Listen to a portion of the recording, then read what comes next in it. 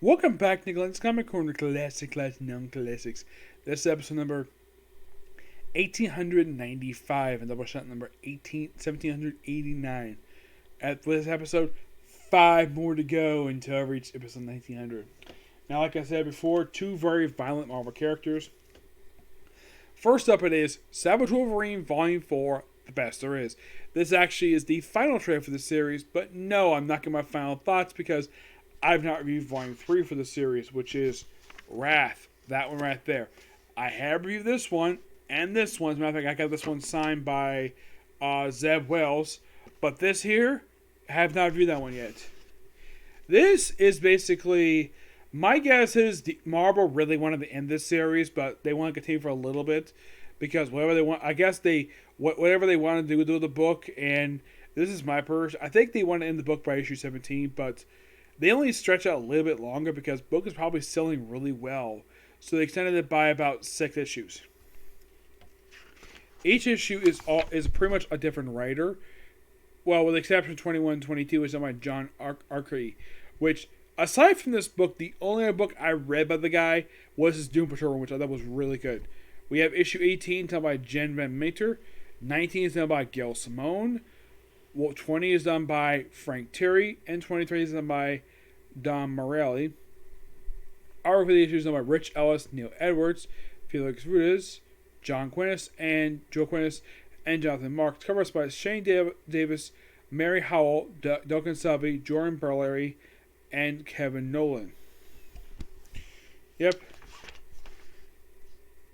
Now, the first issue is set during the 60s.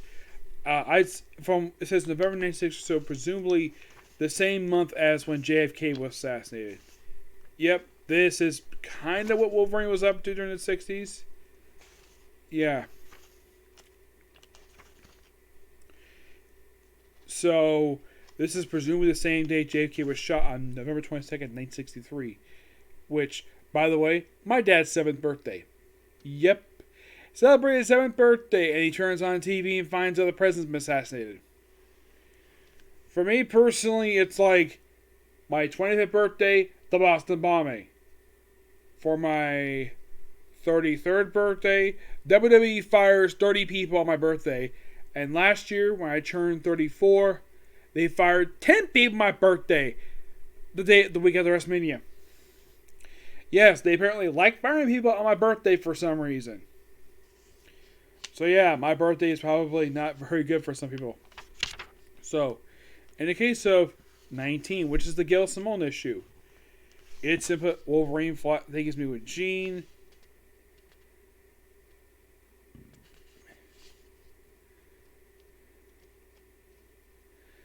Yeah, but just Wolverine, where he's like captured by people, and hit with Jubilee. It's interesting to say the least, mostly, but it's just a story of modern day. It's the only issue of this whole series, all these issues that basically is set in modern day. 20 is, simply put, basically reveals he was there for the St. Valentine's Day Massacre. Now, those of you curious though, what was St. Valentine's Day Massacre? Well, on St. Valentine's Day in 1929, as revealed here, Al Capone ordered his men to line up these 10 guys. And then, okay, and basically, this is Robert gave his. And then the guys say, this is revealed on TV show. And then he says, Happy St. Valentine's Day. And they mow them all down with Tommy guns. Yep. Referred to as the St. Valentine's Day Massacre. Which, as far as I can tell, this is something Al Capone was never convicted of. Yep. And Logan apparently was one of the guys there. Apparently. It was just a rival gang. The one thing I don't like... Now, I do enjoy the writing of this issue. The problem with issue 19, which... This is 19, right? This is issue 20, actually. Is the artwork by Felix Rudez. Like, my gosh, this artwork is... Like, what the heck is this? Like, this apparently is Wolverine. And apparently the artist thought a good idea to draw him way too similar to Hugh Jackman for some reason. I don't know why, but that's basically what it is. It's an okay issue nonetheless. 21 with much better artwork. Yeah, 21 and 22 is similar to his time World War One. Well, toward the end of it, anyways. Yeah, that's similar what the two issues are. Just as time World War One. It's got good artwork. Got better artwork in issue 20. Mm-hmm. Yep, and then for the final issue of the series, which is put, it's done with gorgeous artwork. I love the artwork here. It's basically Wolverine Canada, where he's basically on hunting, I think, with bears. But it's a really good story, and it does feel like a typical Wolverine story you would find. But the one thing I like about it is basically how the artist basically gave him this big thing of hair. Yeah, I know I just showed Wolverine bloody with killing a guy, but I had to show up the weird hairstyle. I gotta admit, I would say of all the stories, now writing-wise, all the stories are pretty good. I would say the weakest story when it comes to artwork is issue 20. The artwork is pretty bad. And, yeah, good book. Give the book a 9 out of 10. Excuse me. Next up is a book that, even though yes, a typical Comic Con like this, someone did. I guess some people thought I never would talk about this book. But here we go. Nighthawk Hates May Take. This collects the very brief Nighthawk ongoing series done by David Walker. Yes, and fun fact, I think this is actually the last book I can think of I haven't covered yet for David Walker. Let me take a look here about that.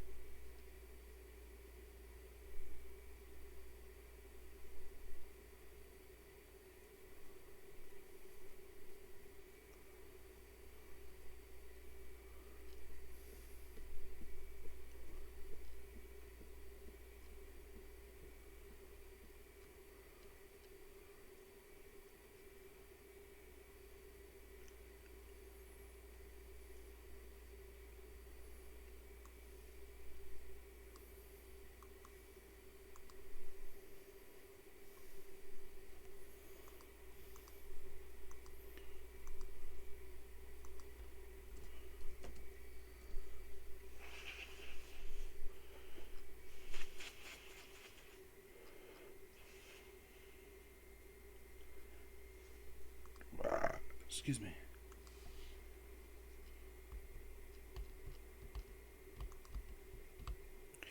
Yeah, in the case of basically, like, books basically done by David Walker,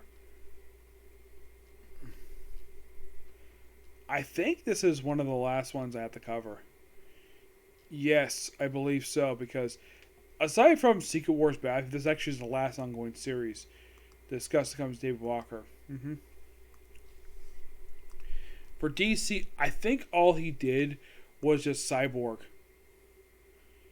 Yeah, as far as I can tell, that's the only book I can think of that he worked on for DC was just Cyborg. Actually, no, he did also work on Naomi Season 2, and a couple issues of Young Justice. But in terms of Marvel, this actually is his last comic book he did that I have to cover his Marvel time, aside from a one-shot. Now, this actually is the... You probably think, okay, now there's been a few different Nighthawks over the years. Which one's this one? This is from the JMS SWAT Supreme Power universe. Yeah, the only survivor of the universe, despite the guy was killed by the Cabal. Yes. Now, chronologically, this series is set after James Roberts' run for Squadron Supreme.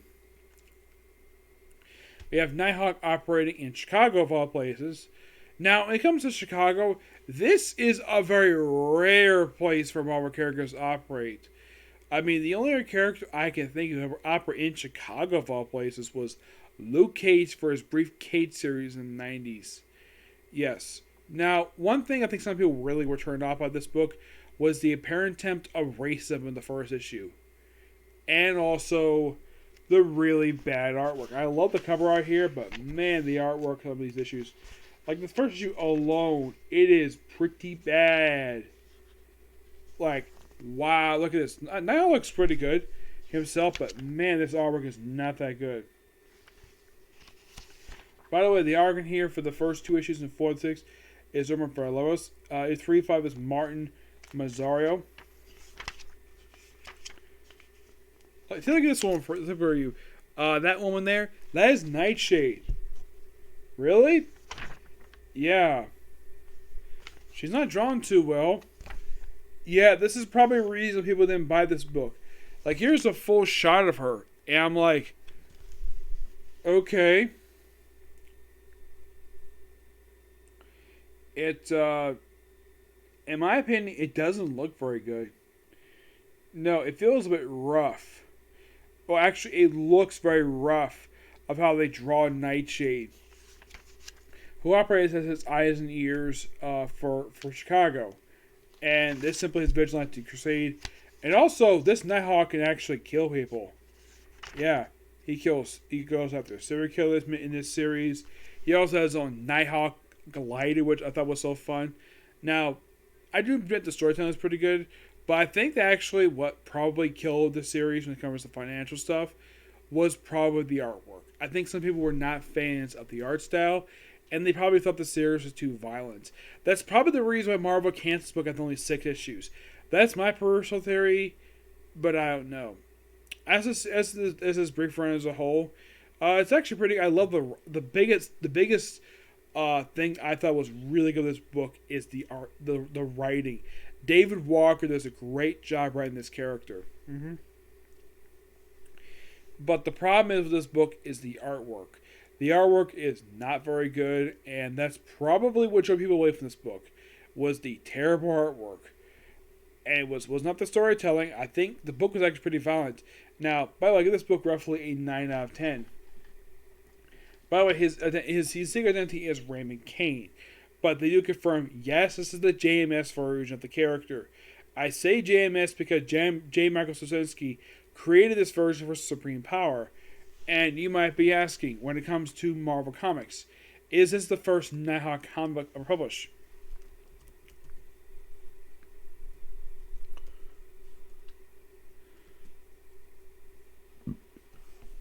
Excuse me. Well, if you want an answer to that, I can answer you right now.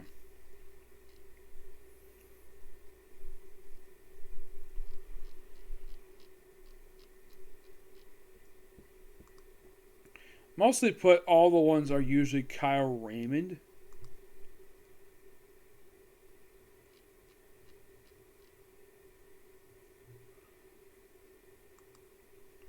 Yeah, and some people see him as sort of a ripoff of Batman. That's simply put what the character kind of was supposed to be.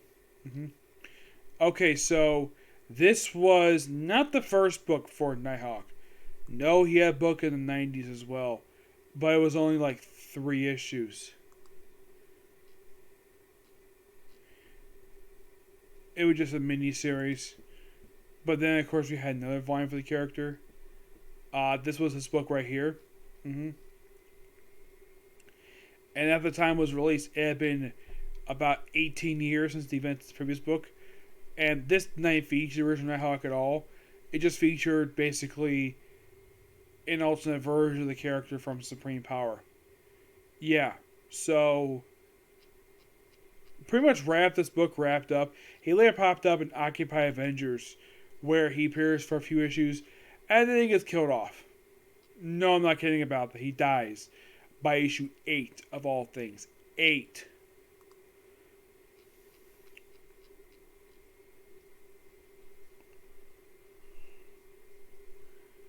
Yeah, for some reason, they decided to kill him off. Of all things, off panel. Yeah, for some reason, they mention he's dead.